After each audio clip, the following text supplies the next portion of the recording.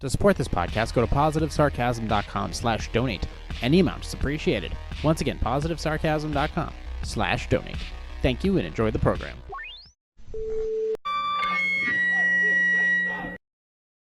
Jay here, positivesarcasm.com, recorded here from the Spare Parts Studio for entertainment purposes only alongside New Hampshire's beautiful seacoast. Well, we're getting there.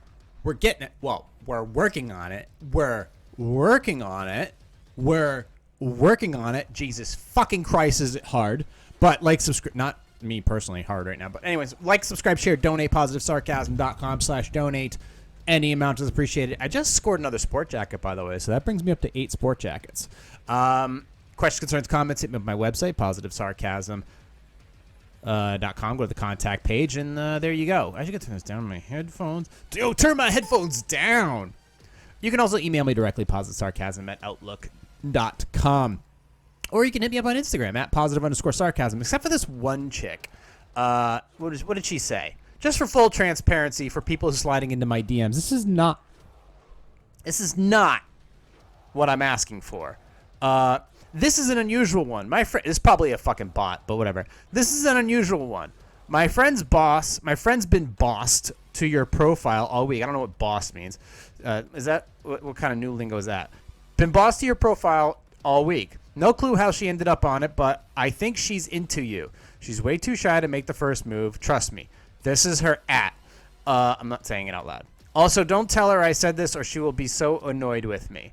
I replied back with a link to my last YouTube video and said, tell her to watch this, which was my engagement video. So there you go.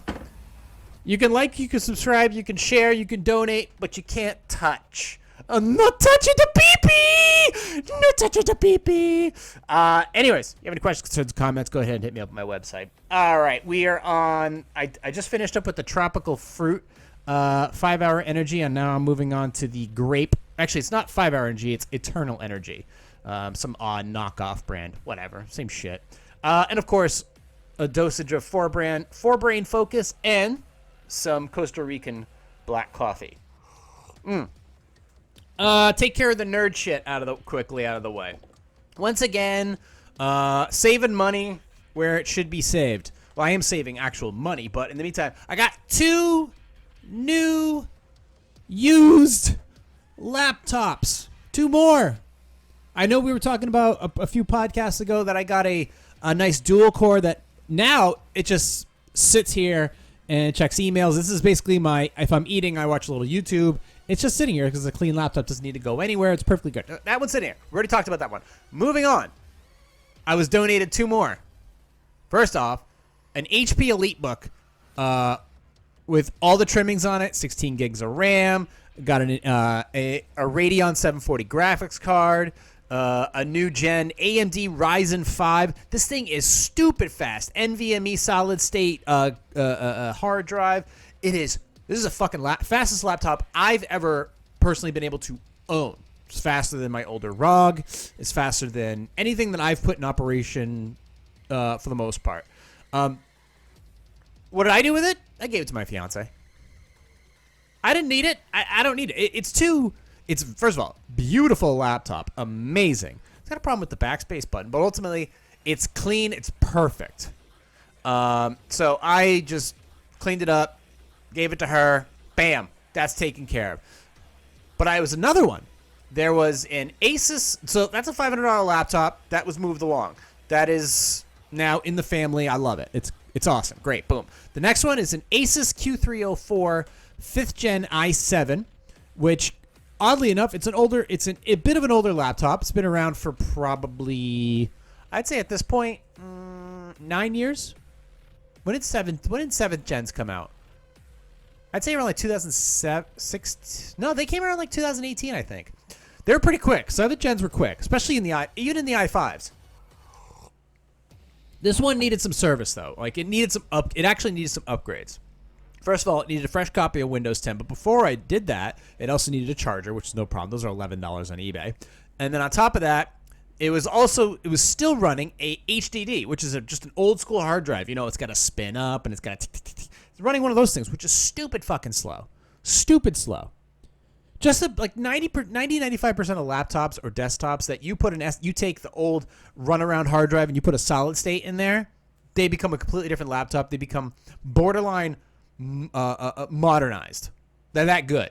So this laptop, which now goes for $300 without the upgrades online, $300, you add in a $20 solid state hard drive, and you add in a little bit of RAM, which is, $30, $40 maybe, depending upon tariffs.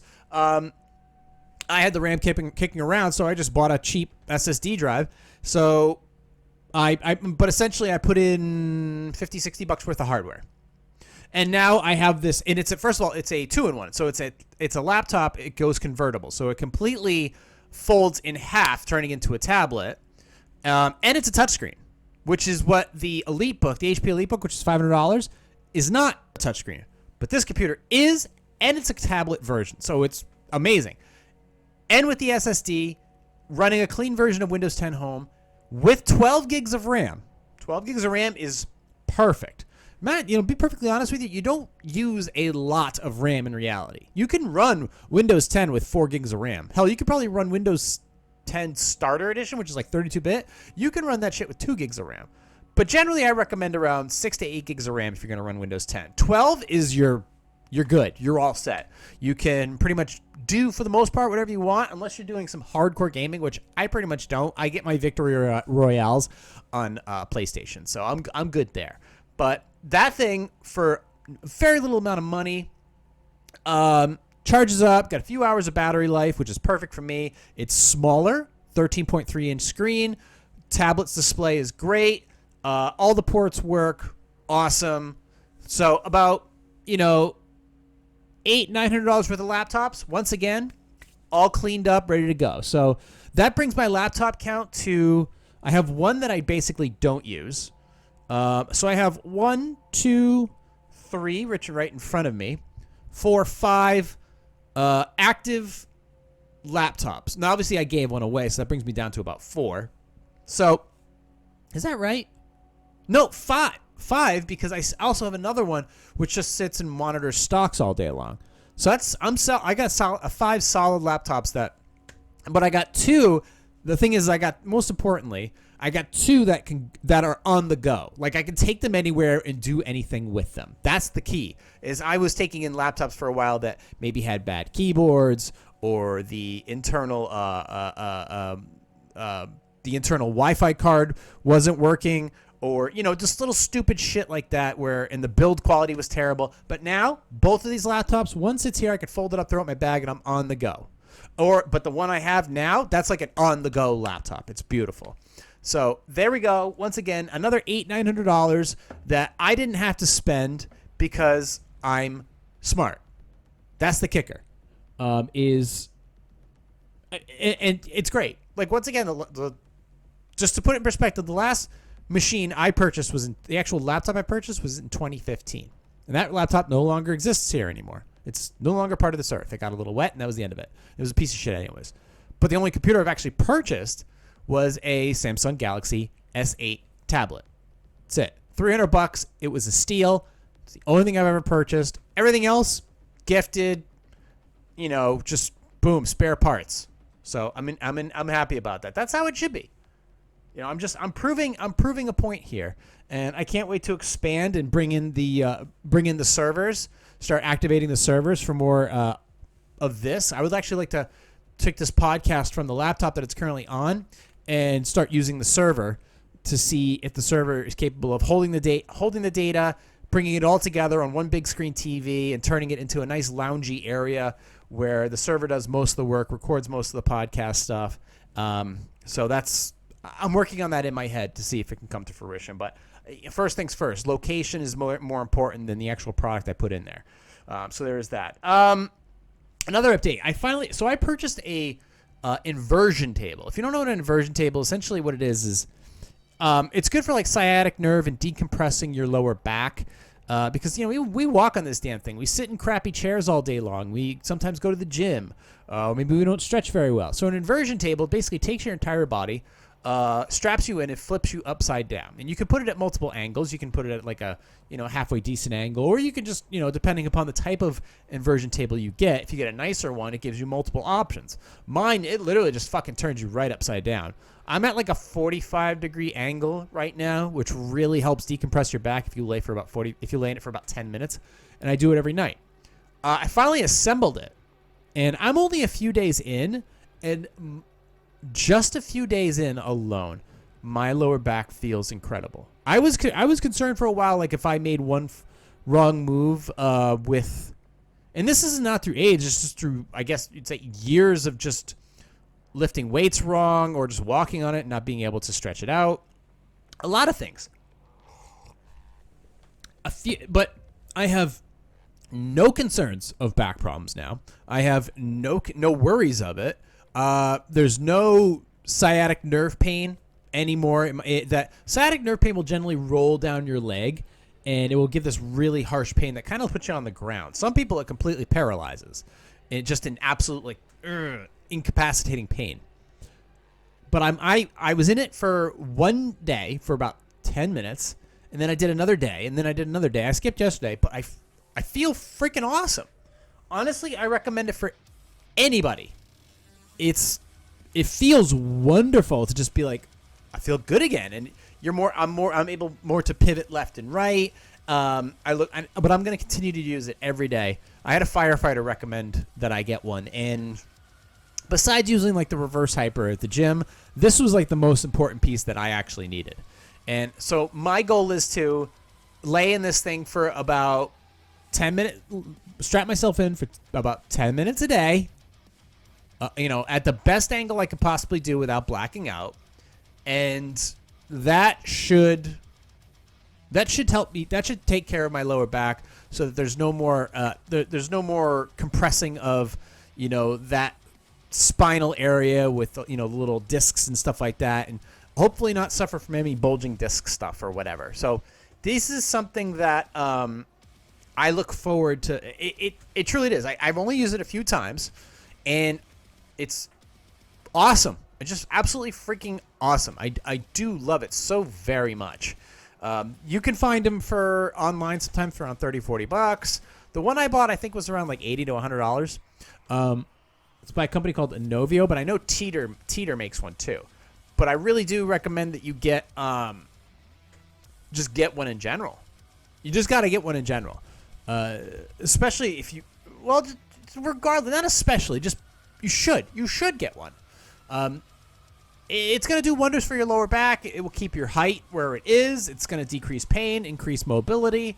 And it's better than scheduling appointments with an expensive chiropractor. You just use this. Mine is a bit heavy. It weighs like 60 pounds. But it wasn't that bad to assemble. I just need a little time to get it done. And now that I finally got it done, it's fucking remarkable. Mine folds up so you can like slide it under the bed or put it in the corner or put it in the closet. So I'll allocate a space for that in the near future. So there is that. Now let me just see here. Let me see if I can look it up and get a proper price for you. Inovio inversion table. What do we got? There we go. Let's see if I can get that on the thingy here. Article monitor. Here we go. Yep, there we go. 300-pound capacity. That's exactly what I have, but I don't have I don't have that little thing right there. I don't know what that is, but yeah, I don't have that. But do I even need that? Oh, lumbar support. Nah, fuck that shit. So that is exactly what I have. Here on Amazon, it's $149.99. So yeah, I mean, you can find these things for cheaper if you find them used, because people buy them and then they just end up not using them at all. They just throw them away or something like that. But you can find them for less money. But this is the one I have, a Nova, and it's very like the movement on the actual like right here where the thing kind of pivots on the pivoting screw. It's flawless. It feels amazing. It's easy to get myself back upright. I don't feel it's dangerous. The pin, it's a nice strong pin that goes in there. it feels super secure. And this thing weighs it's a weight capacity of 300 pounds. I'm never gonna hit that. I mean, I'm a sub 200 guy, so this is gonna be no problem for me. This is perfect. So yeah, there you have it. This one I think looks a little more advanced on a couple things, but not much more. Yeah, wasn't hard to assemble, and I'm a fucking idiot when it comes to assembling stuff, but this one wasn't bad at all. So let's just go ahead and get rid of that. There we go. So definitely check one of the. I mean, obviously, health and wellness.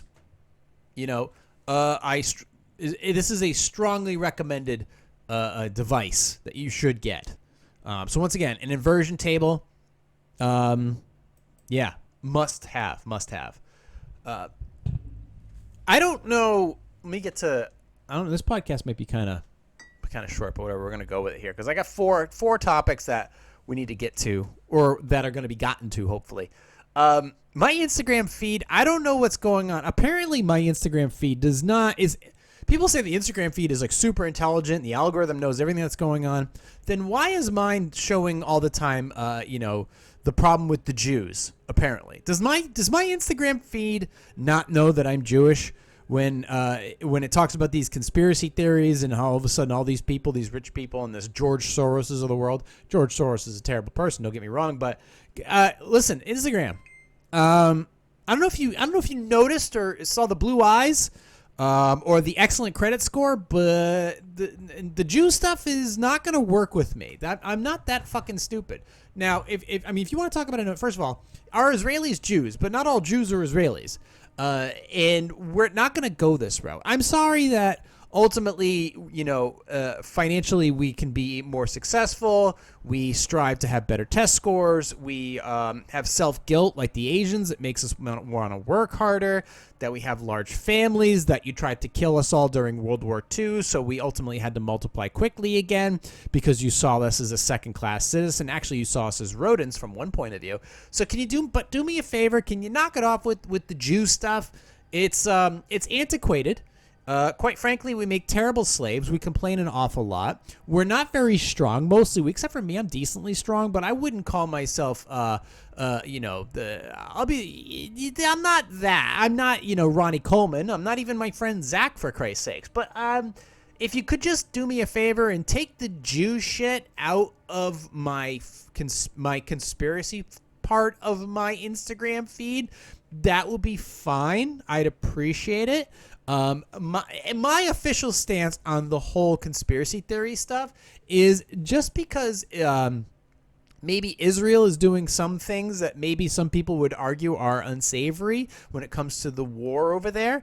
Listen, I'll be honest with you.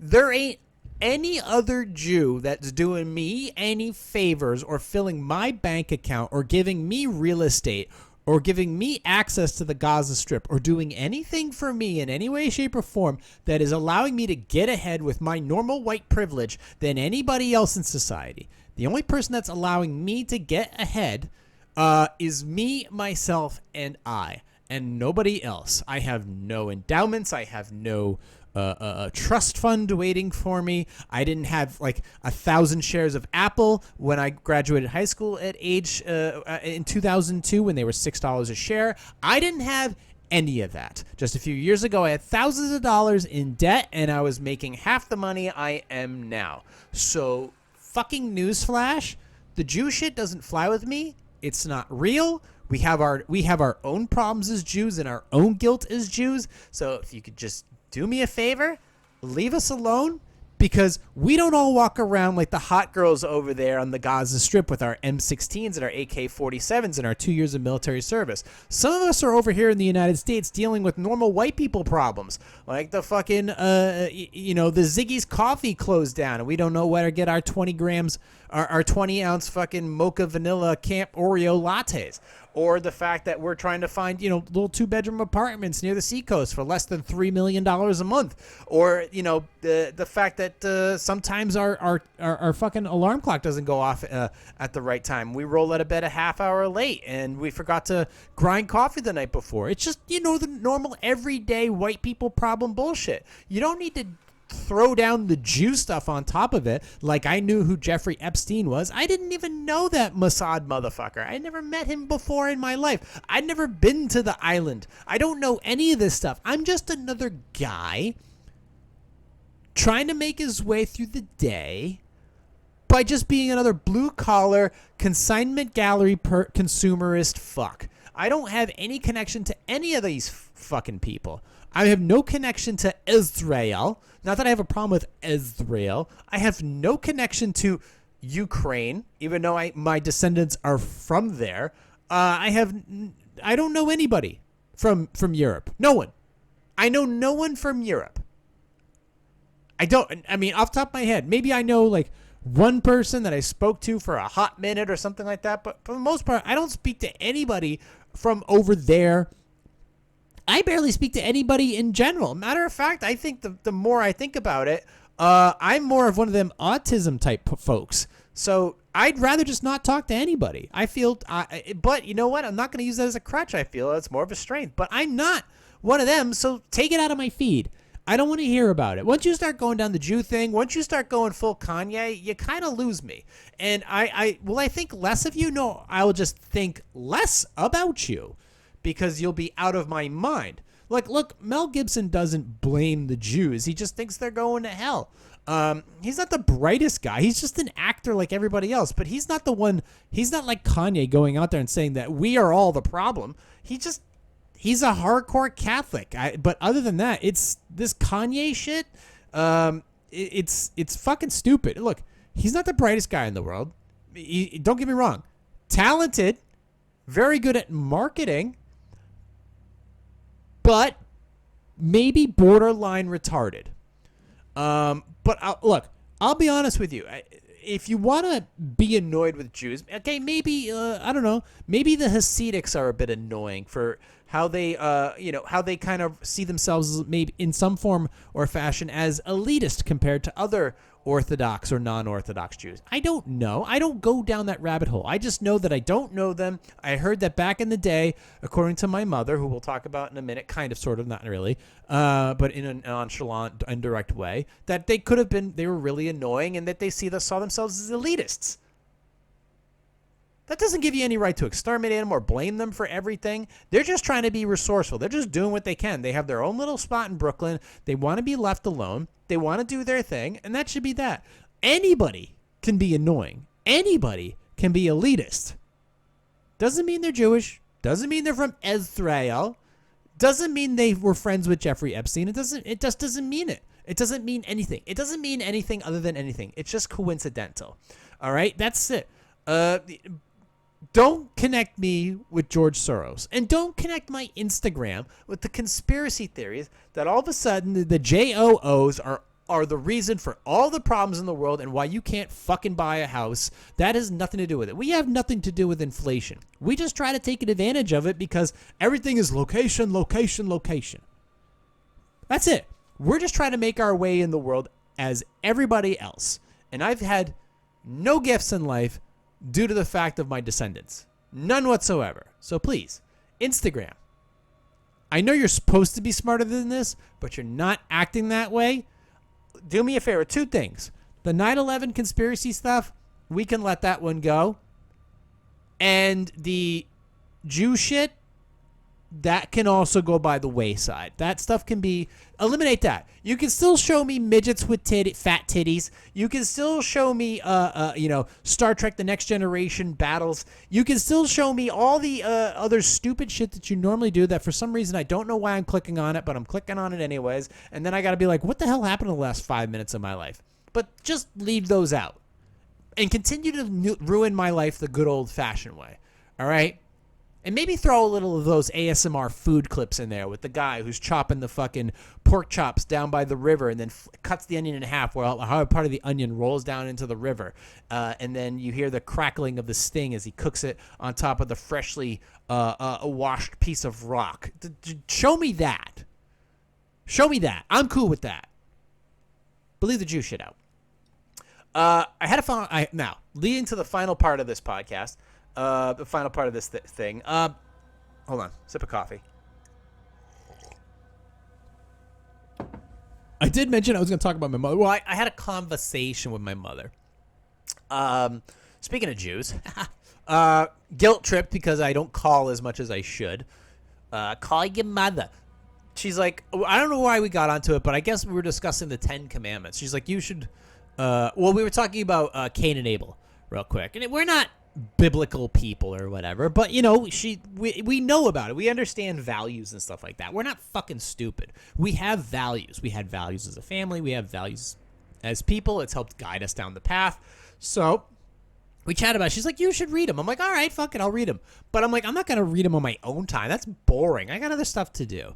Like get victory royales in Fortnite and get up at 5 a.m. and wonder what happened to my dreams and live a life of quiet desperation like most middle-aged men. But that's besides the point. Don't take that completely literally. But I'm just trying to create a segment here where I was asked to read read more about the 10 Commandments. And I'm like, okay, fuck it. I know a few of them. So let's just go ahead and dive into this. Maybe as like close out this podcast with like a mild, amusing look at these things to see if they have any value. I know you could go down the Jordan Peterson front of these, but his book's right behind me. Go ahead, check out his book. He actually just came out with a new one called We Who Wrestle with God. It's pretty cool. But I've read his second book and his third book, 12 Rules for Life, and which is an antidote to chaos, and his other one, which is behind me, is Beyond Order. So I figured, let's see if this has if there's any topic here of discussion or value. So the 10 Commandments, apparently this came down from the mountaintop of Pi, and Moses said, hey, here's a list. You guys should probably follow this. So let's see if there's some value here, just as the layman looks at this. All right. So this one says, other one, it's from Exodus 23. Whatever. Okay.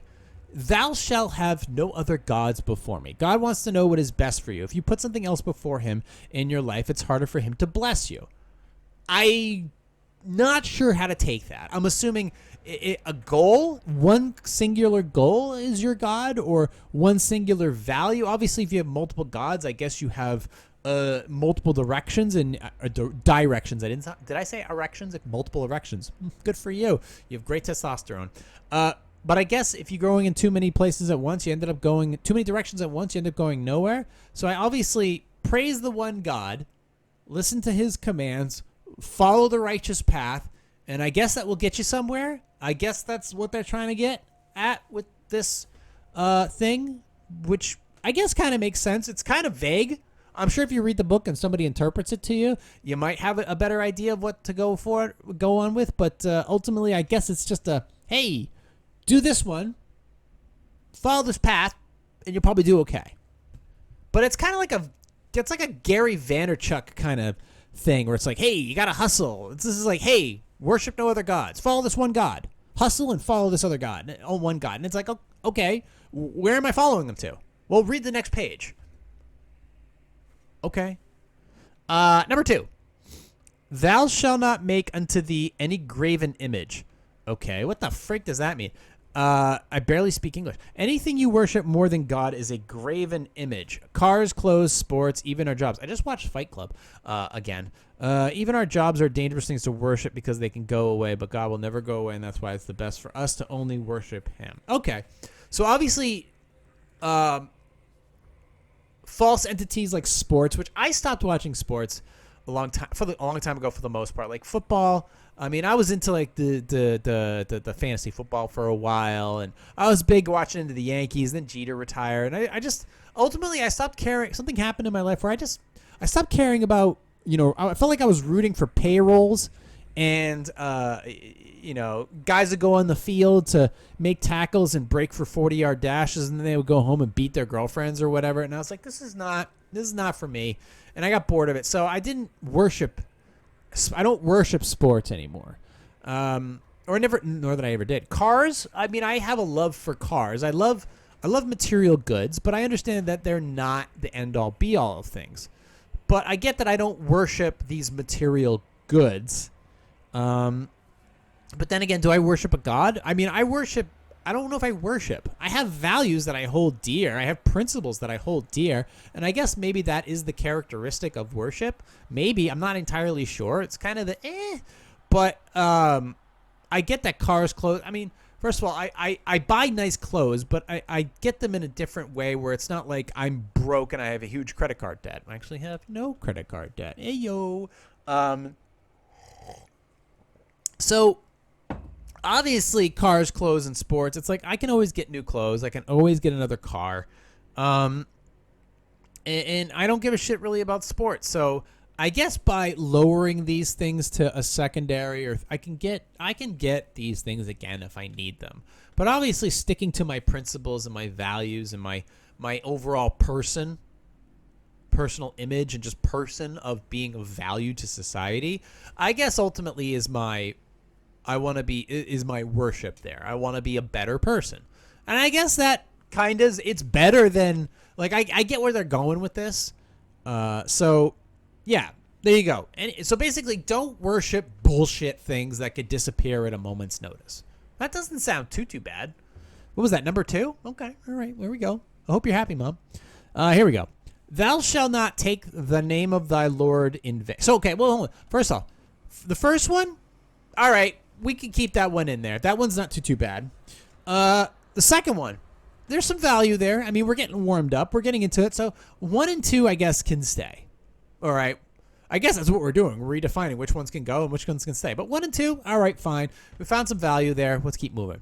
Number 3, thou shalt not take the name of the Lord thy God in vain. This can mean using God's name like a swear word, or it can mean saying you are a Christian but not living act like Jesus would want you to act. Okay, first off, swearing, using Jesus, saying the Lord's name in vain like that, I use it all the time. Probably ain't going to stop. So there's really not much that you can really do about that one. Like that one, I guess we could probably throw in the trash. Obviously, there's probably like value in speech, but this one just doesn't resonate with me. Quite frankly, it's just part of my vocabulary that has been updated through the years. So this one, I guess, let's just take number 3, and until somebody can prove me different, with some real new, modern age stuff.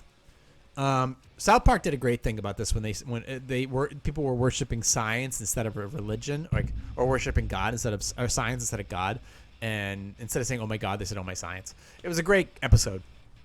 But that one, I guess, for now, number 3, trash it, get rid of it. It's not needed. So we got 1 and 2. We ditched 3. Number 4. Remember the Sabbath day to keep it holy. Sunday, or the Sabbath day, is a day we can all go to church, worship God, and learn how to be better people and Christians. Keeping it holy means doing our best to remember Him throughout the day. Now, I'm not going to lie. Sunday is definitely a holy day, but it is a holy day for other reasons. 1, I get up at 6 a.m. instead of 5. 2, I get my victory royales on Fortnite. 3, I'm not really working. But I'm definitely not going to church. Some people can, and hey, that's good for you. But for the most part, it's a day off. Like, I really do take the day and chill and go to the park or go to the beach or go and travel or go get lunch or hang out and play video games for a little bit or do some other things that I won't mention on this podcast. So I guess I keep it kind of holy, a sacred day of rest. Like, apparently he rested on this day, so I guess I'm going to rest too. Hey, even guys who go to the gym have rest days, so maybe I should, there's some validity there, so I think I'm going to kind of keep this one. We'll keep this one in. Take a day for yourself and just chill the fuck out. And we call that day the Sabbath day. There. All right, so what have we gotten so far? 1 and 2 stay. 3 is out. 4 is in. All right. We're on a win. Hey, you know what? We're doing good so far. Number 5. Honor thy father and thy mother. Well, I do absolutely honor thy father. I have pictures of him. I have pictures of his Camaro. I wear his ring on my right pointer finger. I've made videos about him. He's been mentioned, and absolutely, I do honor him with ultimate respect and fondness, and trying to. I remember the bad, but I remember the good, and that I think that's the best approach. My mother, yeah, I honor her. Apparently, I haven't called her as much as I'm supposed to. But yeah, okay. That's what you're gonna. There you go. So I honor my father. I guess I could honor my mother a little bit more. But it says here it's important to show our parents respect. This might look different for everyone, but we should always try to love and care for those who have cared for us first. Yes, that is true. I could do a better job. I'll admit it.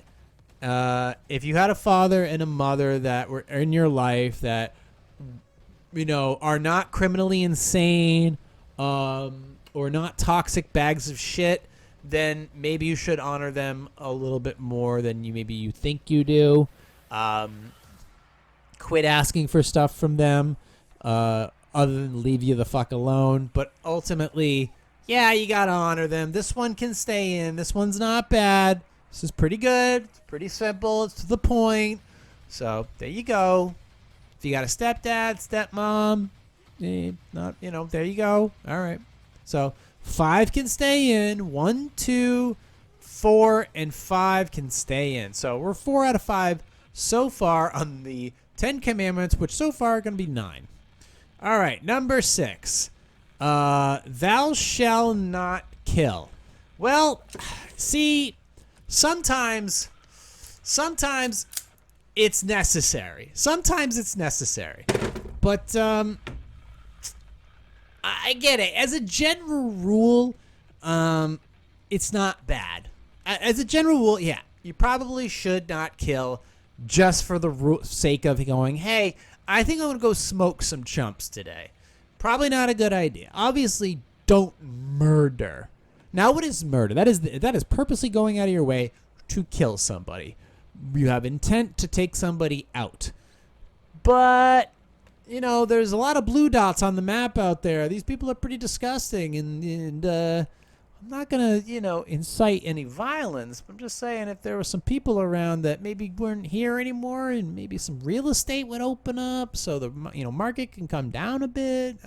Just saying. I'm saying, but I'm not saying. You know what I'm saying? It's a simple rule. Don't kill each other for sport. Don't kill each other for oil. It can stay in. I'm just saying there's sometimes exceptions to these rules. Hey, if you want to look at some of the movies, God killed plenty of people. And God's disciples killed plenty of people. And God's brother, I guess. Was that how that works? God's brother, Satan. Is his brother, cousin, nephew, whatever. Obviously they didn't get along, and I know one or two of them definitely, one or the other definitely killed a bunch of people. They obviously a little bit of hypocrisy going on, but I think they definitely did some shit. But I guess they're basically saying, hey, we did it, so maybe you don't have to. So I think this is, hey, we did it. We don't recommend it. And we might have liked doing it. We might have enjoyed it to prove a point so that, hey, if you do this, it would be bad. But we did it, so you guys don't do it. But ultimately, yeah, don't kill. I guess fine. Don't kill unless you have to. Unless they invade your 1,200 square foot home with the fully furnished basement and the half-acre backyard where your dog plays and poops. Unless that happens, all right, you have the castle doctrine for a reason.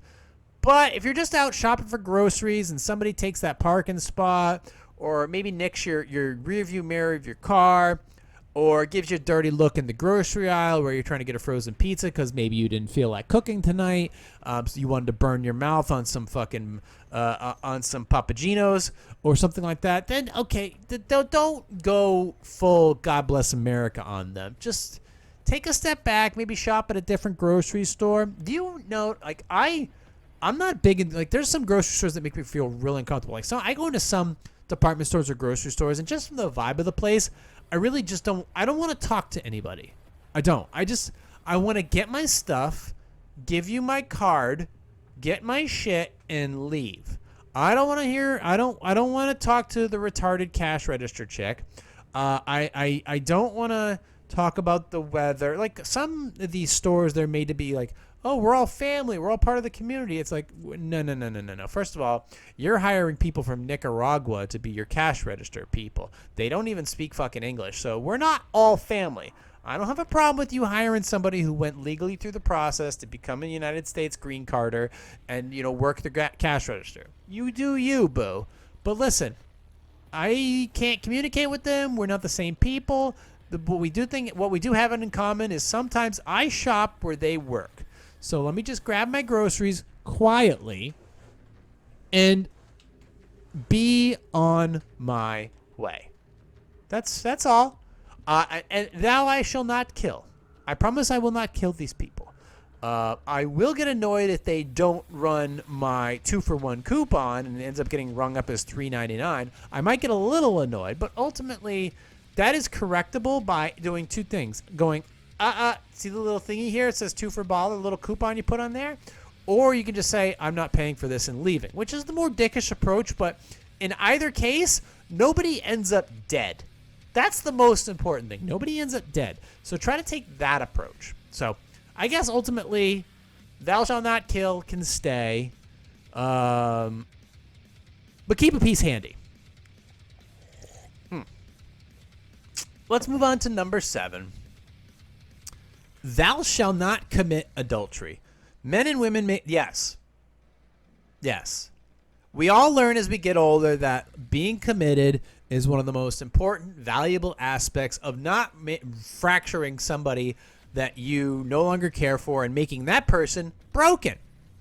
Or eyeing the other person at the gym and then realizing like, oh, this person, could, really make, get me some things that I need. How convenient they happen to be right here. But this person's coming up a little short recently, so I'm going to go ahead and kick them in the curb so I can fuck that other guy and, make my life a little bit easier. How convenient. That's a terrible approach. First of all, there's 2 prongs to it. One is called branch jumping syndrome, where basically a chick will basically be like, see somebody with a little higher tier and already start making the person they're with look more like a piece of shit. So it makes it easier for them to jump from that branch to the next branch, which is higher up on the tree, so that they can move on with an easier approach to life. Women without money do it, and women with money do it. Or there's just chicks or guys, ultimately, who just cheat. For whatever reason. This one is probably one for... This is me for one. It's like pretty high up there. And ultimately, when you're with somebody in a relationship or you're married, this is something that once you're like, I'm in this, well, you're in it. You're in it. And you gotta... And if there's a problem in the relationship, in the marriage or the dating cycle where things aren't working out, talk to each other. Talk to some other people about it who would have a more constructive approach of how to fix it instead of how to destroy it and be like, nah, sister, you gotta move the fuck on and go get a ring out it. None of that shit's gonna work. Those bitches need to be drowned. The people you should be listening to are the ones that can help the guy see things clearly and how to better themselves, and the woman see things clearly on how to better themselves and help him better himself as well. Okay? It's a balance. It's a little scissor balance between the man and the woman. So obviously, bringing somebody else into the picture, whether with permission or without, can be a problem. And that foundation is established. You've got to build that foundation, put the house on top of it, and then you have a loving relationship. So you got to keep those promises. So adultery, it's a terrible idea. I don't generally recommend it. I understand that things do happen, and for your reasons, and look, people have done it, and they have ended up repairing their situation with their significant other, or maybe they had their fun for a little while because they were missing something in their life, but they decided to recommit themselves to the situation they're in, and kudos to them, all right? I don't hold anything against you on that. But it's those that they just do to do. And ultimately, this guideline should probably stick around. Obviously, a happy marriage, a happy relationship, happy friendships. Betrayal is betrayal. Betrayal is betrayal. Fraud is fraud. Broken foundations can't sustain homes. So, number 7, I guess, should probably stay in there. This seems like we have, for the most part, these rules, these commandments, they have some validity to them. All right? We've only really expelled one, and maybe it's just my understanding of it, but ultimately, my mother told me to read these, so I'm going to read them. You know, because I honor thy father and thy mother. Even though I don't talk to her very much, I'm still honoring her by reading these. So, thou shalt not commit adultery. Number 7, it stays. As much as you guys like to have fun, try to be in a relationship that's pretty consistent, and you probably feel better. All right, number 8. Thou shalt not steal. It is important to God, really, is it, that his children are honest with each other. Taking anything that doesn't belong to you is stealing and is against his commandment. Well, all right then. All right. Well, yeah. Stealing's pretty bad. Getting things for a steal is one thing. You know, getting like a nice shirt for 99 cents or finding a quarter on the ground or, you know, that's okay. But stealing, it's like, hey, that's mine. I'm going to take it. I don't care who it hurts. Number 8, pretty straightforward. Yeah, don't steal. Don't steal. You can steal someone's heart. That's see what I did there. All right, moving on. Number 8, that's pretty good. I get this one. This one has a lot of value to it. Thou shalt not steal. Thou shalt not go to Walmart when fucking COVID kicks in and start ripping big screen TVs and selling them on the side of the road. That's just not it's a terrible idea. Just don't do it. Technology's cheap. Shit is pretty cheap, with the exception of eggs that are starting to come down in price. Things are pretty cheap. You don't need that new big screen. You don't need to go jacking toaster ovens because you're unhappy with the government because your fucking welfare check became a little bit less and a little bit less. You just don't do it. You can find stuff for free. You can find stuff for cheap. Just drive through a nice neighborhood when spring cleaning is happening during around March, April, May, and you can find a lot of cool stuff there. Just got to have like your Chrysler minivan from 1992 all cleaned out so you could throw that shit in the back of it. You know, that's what I would do. That's what I would recommend. It's a good way to deal it. You don't have to steal it. It's right on the side of the road waiting for you. All right, here we go. Number 9. After a sip of coffee. Thou shalt not bear false witness against thy neighbor. That's awfully wordy. This one is about honesty. If you lie to someone, you are bearing false witness. Oh, it may cause harm to yourself. Okay, so don't lie to people. Okay, don't lie. Tell the truth, or at least don't lie. It has absolute value. You want to be as honest of a person as possible. You want to be as genuine as a person as possible. This is not anything that happens overnight. It takes a long time to establish your true identity as someone who makes mistakes, is trying to better themselves, and be one with the community. So just constantly lying to make yourself cooler than you are, putting up a front to the point where you're not even real.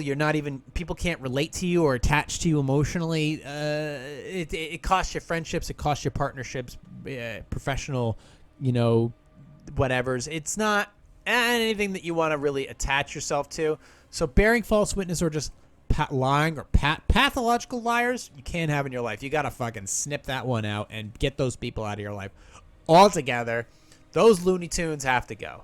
So bearing false witness, these ones are pretty good. I have to admit, there's some shit in here that's legit. You people should fucking read these because it's like, this stuff is pretty concrete. And just constantly lying, there's some people who do it and they can't stop. They can't stop. They just kind of weave that web of bullshit and bullshit and bullshit to the point where they don't even remember what the fuck they're doing. Just start being honest. What are you trying to prove to people? I get if you want to get a cool car and some nice clothes, maybe get a nice little place that you can show off a bit. Okay, that's one thing. That's good enough. But at the end of the day, most people don't give a flying fuck. And 90% of people don't give a shit. And 5% of them want you to fail. Remember that.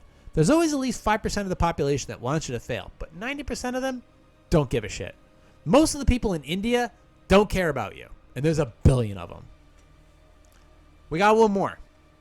Let's finish strong. Thou shalt not covet. To covet means to be so jealous of someone else, something someone else has that you want it desperately.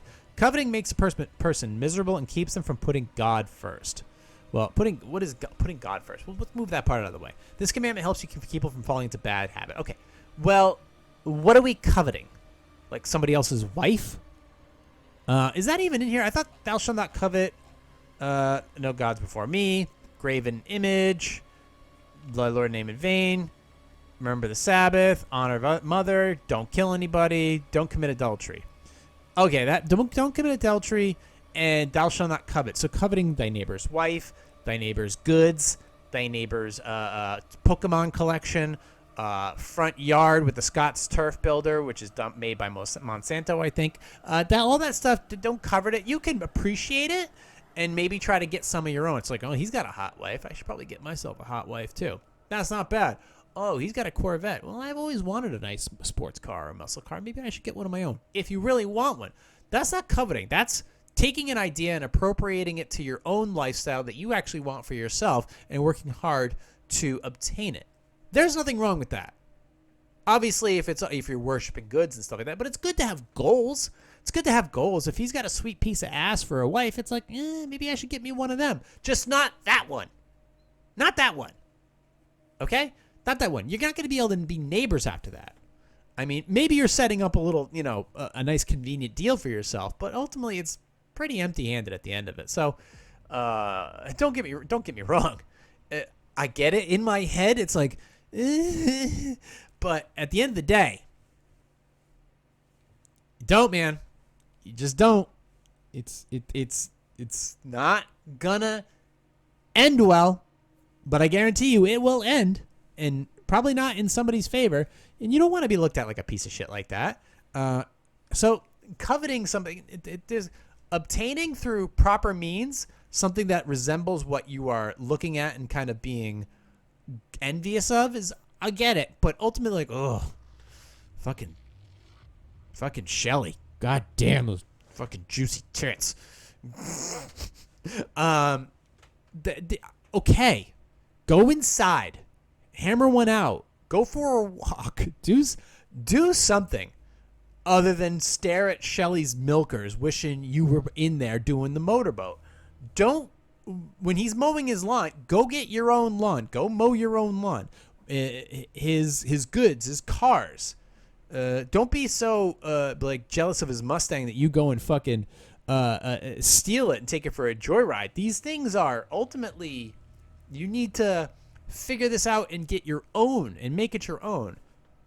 Okay? There's millions of bitches out there. There's millions of Mustangs out there. There's millions of front lawns out there. You can go and get your own and make your life your own without go ahead and stealing somebody else's dreams and turning them into nightmares. So this is something that's important. Okay. So that one is pretty straightforward. It just needs to be interpreted a little bit. But now it makes clear sense. So I have read the 10 Commandments as my mother has instructed me to. I obviously read like the Reader's Digest version, courtesy of the Church of Jesus Christ, which I'm pretty sure is the Latter-day Saints. But ultimately, these are the 10 Commandments. And yeah, you know what? They're not bad. They seem like they hold definitely some value. I'm sure that the cosmic skeptic would probably say a few things about it, but ultimately, there one. See how many? 1, 2.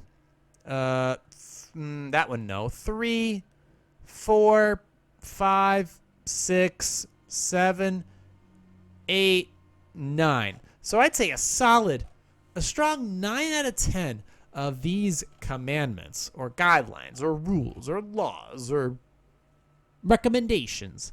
Ultimately, they have modern day meaning. They have modern day value. They have modern day use. So that's not bad. That's actually pretty damn good, considering that this thing was written, 100,000 years ago. I'm just throwing a number out there, but that's not bad. That's not bad. This is some good guidelines to help build the life. I mean, There are definitely some more updated practical versions, like, don't be in super huge debt when you're young. Try not to knock anybody up at a really young age. And, focus on just gaining wealth at a young age, saving money, having a good job, and getting a little place to yourself, and becoming super independent at a young age. And being ultimately genuine is what's going to get you through life. But I think another one there is ultimately know when to say yes, but know when to say no. Developing your own, strengths of knowing when it's, being open-minded, but knowing when something is not a good idea and be like, I don't think so, fam. I'm not doing this. That moral integrity of knowing when to say no is a value that if I was to rewrite the 10 Commandments, the one that I took out, that's the one I would put in. And I don't know how you'd word it in Jesus talk, but ultimately, knowing when to say no is a commandment of value, of understanding when the limits of, the limits of the day to day, the limits of value start to break, when you're really stretching the limits of what you should be doing instead of the ultimate goal of what your meaning of life is. Sometimes I understand. Some people say fuck it and they throw caution to the wind, and however they end up in life is how they end up in life. But that's something that definitely should be considered. So, there you go. That we're going to end the podcast on that. I think that was, thanks, Mom, for the recommendation. It gave me an extra 20 minutes of content. But if you have any questions, concerns, or comments, or critiques, which could also be a comment, you can go ahead and hit me up on my website, positivesarcasm.com. Go to the contact page. You can email me directly, positivesarcasm@outlook.com. And you can hit me up on Instagram at @positive_sarcasm. Just don't hit me up with, hey, my friend thinks you're cute. No thanks. I'm full. I'm busy. But in the meantime, thank you for listening, watching, and subscribing. And I'll talk to you all next week. Recorded here from the Spare Parts Studio, alongside New Hampshire's beautiful seacoast, for entertainment purposes only. Don't blame the Jews. And this has been a Positive Sarcasm presentation.